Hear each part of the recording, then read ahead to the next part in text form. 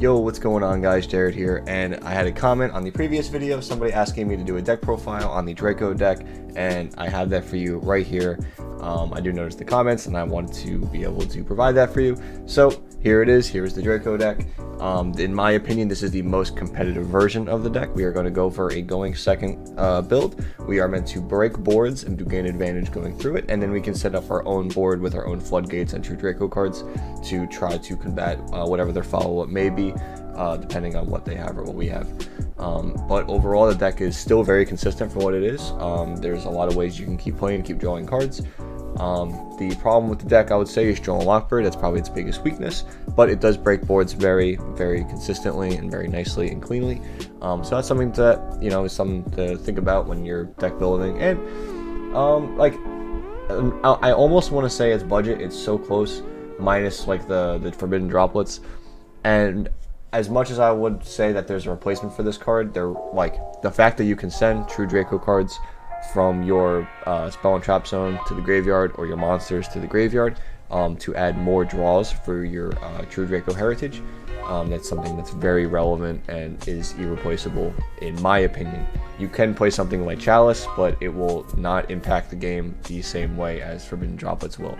Talents is replaceable. On the other hand, I think you can play some other things as opposed to Talents, but this is really in here for the draw 2 most of the time. But of course you can take things like Baron and Floor to pop things, or to look at your opponent's hand to stop them for their previous follow-up turn, or their next follow-up turn, I should say. But anyway, that's just the theory behind the deck and the reasons I play certain things that are just might stand out, and the budget alternative for things like that. For the actual deck, we play 1 Dynamite Knight, 3 Ignis, and 2 Maiden. This is just a normal standard Draco lineup. It feels like a good ratio here, where you can see 1 to 2 of them per hand after you might draw a few cards, and as long as you have 1 of them going into a board with a trap, it's very, very strong.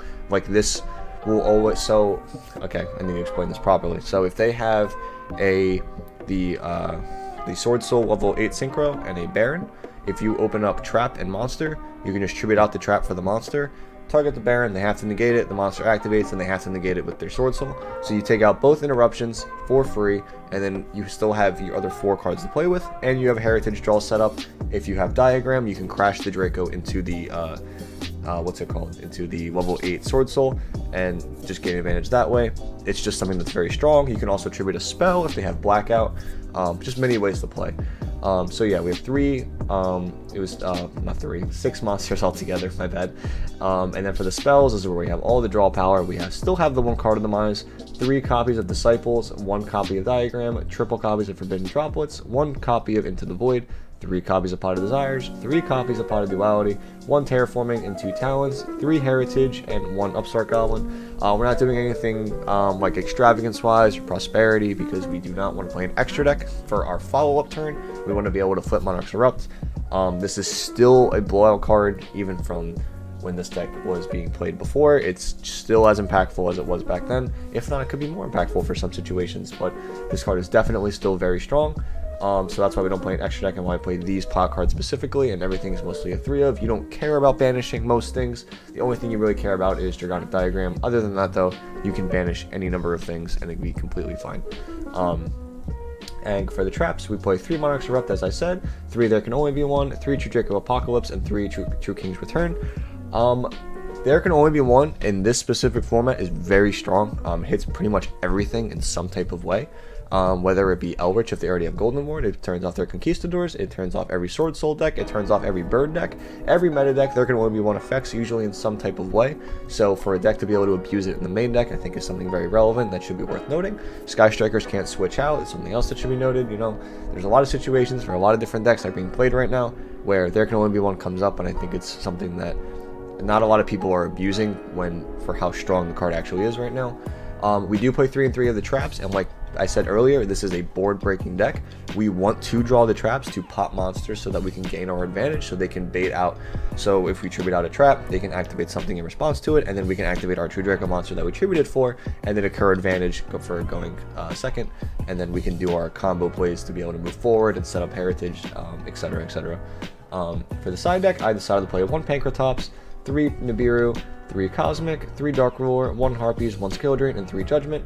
These last 4 are really just here if they make you choose to go. If they make you choose to go first, and you think they're going to do that, That's very specific, and you have to kind of be reading your opponent for it, but it's just something, again, to take note of. Harpy's Feather Duster and the Cosmic Cyclones and the Pankratops are just strictly for back row decks. You usually already have a good matchup against back row, playing Draco, because you have the 6 spell and trap pops in the forms of these spells.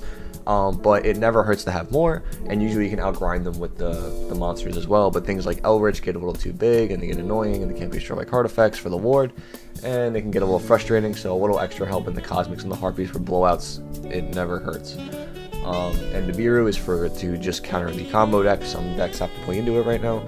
I know if you go something like Ecclesia, or not even Ecclesia, just go Mo Yi for token, go into level 8 Synchro, get Long Young, special token, you can Nibiru on that, and then you don't have to worry about that stuff, makes your life easier. But again, like I said, it's a side deck, you can manipulate it however you want, whatever you have, whatever your Vocals is playing against, however the tournament you think is going to be your biggest problem in the tournament. So that's up to you, but this is just my take on it for now. Everything could change. This is just, in my opinion, the most competitive way to play True Draco, and I've been messing around with it. In Rated, it's been fun. I don't know, it's something that's so refreshing, as opposed to playing the Sword Soul deck, the Bird deck, the Elwitch deck. All these other these decks have just been played for so long now before the ban list. This is something refreshing that's fun, and it's semi-budget besides the droplets, like I said. So yeah, I mean, I think it's something that's worth noting, and something that you should try, in my opinion, because I think it's really is a blast. But overall, I hope you enjoyed this video. If it was informative and you enjoyed it and you're gonna try this deck out, let me know in the comments and subscribe. I'd really appreciate it. I really want to hit 1,000 subscribers. That'd be huge for me. I don't know what I'm gonna do. I don't know what I'm gonna do for 1,000 subscribers yet, though. I'm still deciding. There's a million things I could do, but we'll see. Maybe it'll be a stream, a little fun stream that we can do, and do some challenges and whatnot. But we'll figure it out when that comes. So yeah, if you enjoyed the video, thank you, subscribe, and I'll see you in the next one. Bye. Turning on your home computer to read the day's newspaper. Well, it's not as far-fetched as it may seem.